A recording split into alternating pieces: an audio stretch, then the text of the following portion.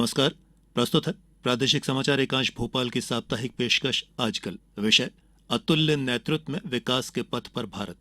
आलेख professor doctor Sanjay Dwivedi, पूर्व महानिदेशक भारतीय जनसंचार संस्थान नई दिल्ली। वाचन स्वर प्रशांत सिंगर। किसी भी राष्ट्र की सुख समृद्धि का पता इस बात से चलता है कि वहां की प्रजा कितनी सुखी है और आर्थिक, सामाजिक और वैचारिक रूप से कितनी विकसित हुई है। प्रजा का ये विकास उसके नेतृत्व की कुशलता, सामर्थ्य और दूरदर्शिता से भी पता चलता है।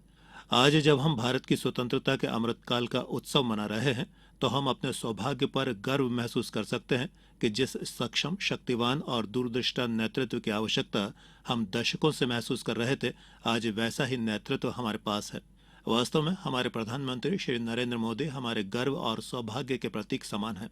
श्री मोदी के रूप में हमारे पास एक ऐसा सक्षम नेतृत्व मौजूद है जिसके पास समर्पण और सेवा भाव के साथ साथ सभी प्राथमिकताओं में जनता का कल्याण, उसके हित और उसकी सुरक्षा सर्वोपरि है।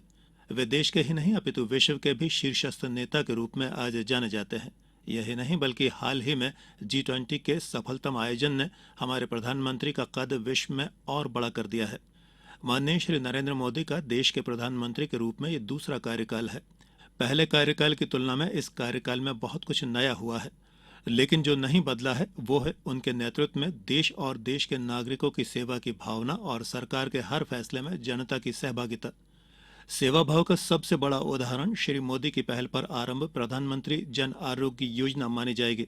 एक स्वस्थ भारत के निर्माण का लक्ष्य हासिल करने की तरफ बढ़ते हुए इस योजना में अब तक 12 करोड़ परिवारों के लगभग 55 करोड़ लाभार्थियों को जोड़ा जा चुका है, जिन्होंने इसे विश्व की सबसे बड़ी स्वास्थ्य योजना बना दिया है।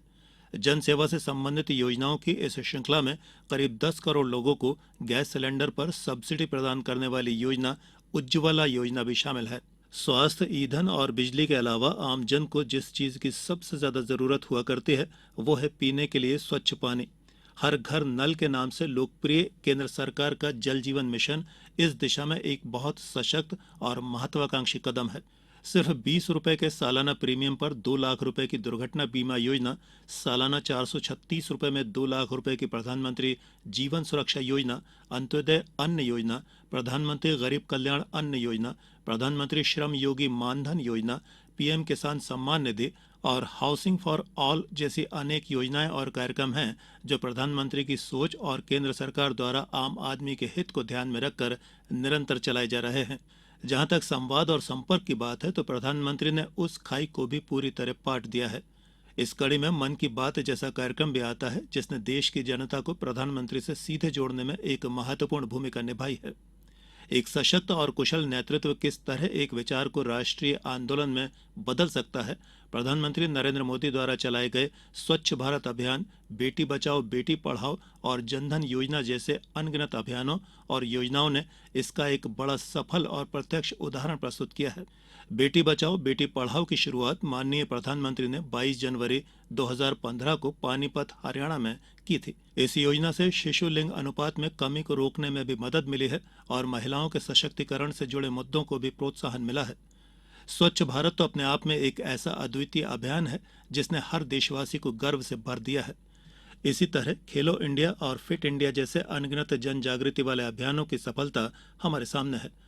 प्रधानमंत्री के एक और महत्वपूर्ण प्रयास की बात करें तो उन्होंने आम जनता की पीड़ा को समझा और डिजिटल तकनीक को अपनाते हुए सरकार के अधिक से अधिक कार्यों को ऑनलाइन करने की शुरुआत की।